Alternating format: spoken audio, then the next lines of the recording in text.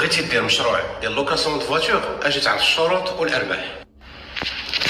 70 مليون هي اللي غادي تحتاج في راس المال ديال الشركه، خصك تحطها في البنكه وتاخذ عليها اتيستاسيون دو بلوكاج باش عاد تقدر تكمل الاجراء. من بعد لاتيستاسيون دو بلوكاج غادي تحتاج مكتب فين غادي تزاول النشاط التجاري، عقد التوطين ما كيتقبلش، والشخص اللي غادي يكون مسير ديال هذه الشركه ضروري يكون عنده دي بلان في التسيير اولا عنده خبره مهنيه اللي تكون جوستيفي، وهكا تقدر تبدا التاسيس ديال الشركه ديالك. غير دير في بالك واحد القضيه، الكايي دو شارج جديد اللي خرج في 2025 ولاو فيه 7 ديال السيارات عوض 5. دابا ندوزو للارباح. السياره العاديه يعني الموين كام، الثمن ديال الكراء ديالهم كيكون في الباد سيزون يعني في الموسم المنخفض ما بين 200 حتى 350 درهم، ونفس السياره في الوقيته ديال العطل وفي الوقيته ديال الاعياد الثمن ديالو كيكون ما بين 350 درهم حتى 600 درهم.